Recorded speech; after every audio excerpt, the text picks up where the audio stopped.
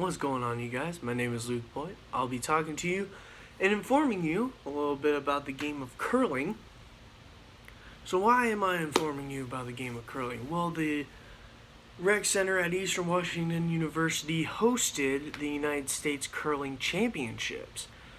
And while I was volunteering there, I met a guy that had a lot of knowledge behind the game of curling because I think it was his mother or his aunt or something like that was part of a Olympics curling team ever since he was 3 years old or something like that. Anyway, but yeah, the reason why I am wanting to give you this information is because I wanted to learn a little more knowledge on the game of curling, along with relaying that information to you guys because I thought it was great for communications class. So why not?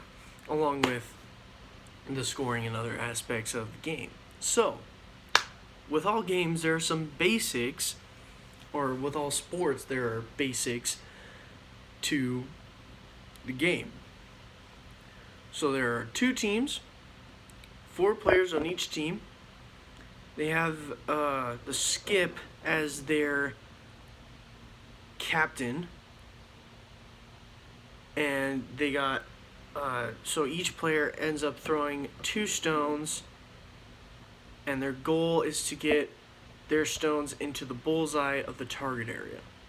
Now, what is this target area, you might ask? Well, this target area consists of basically a box with basically 4 rings. The 4th ring is the bullseye. The other 3 rings are basically the target area.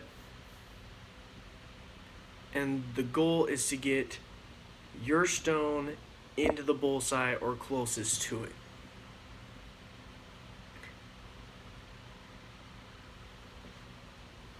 Now, this target area may look like what one would see at an archery range if you were maybe shooting some bows and arrows or going to a target range to shoot a gun because you're from the military or something. And however, it's a little bigger because it's on ice, and the ice is a bigger playing field. Along with, there's only like 3 or 4 colors that it consists of, I believe. And if you've watched the curling games that happened here, you may have seen that some teams scored more than just 1 point during the rounds, and you can.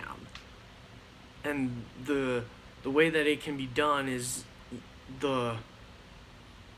if the other team that didn't get their stone closest or has a stone that's pretty close, but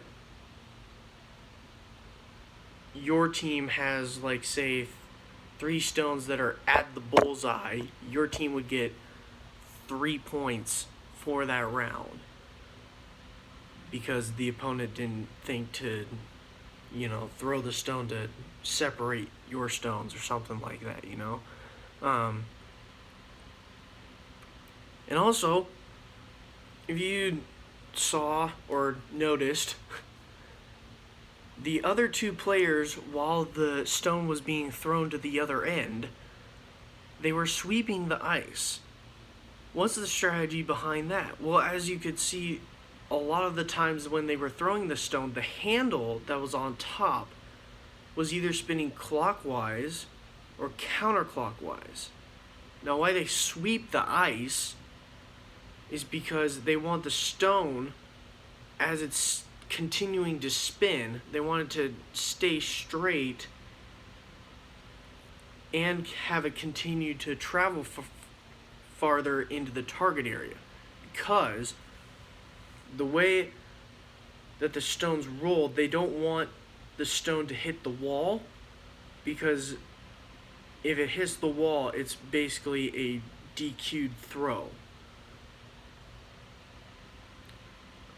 Along with, they want to make sure that the stone kind of curves in to the target area so that it doesn't hit their own stone, or it hits the opponent's stone out of the target area to where there are no opponent stones in the target area, so that you can have as many points as you want that round, because there are 10 rounds with a possible 11th round if the opponent somehow catches up to you. So in conclusion, the game of curling is very interesting, and I hope you guys got a little bit more information out of this. Thank you, and have a great evening.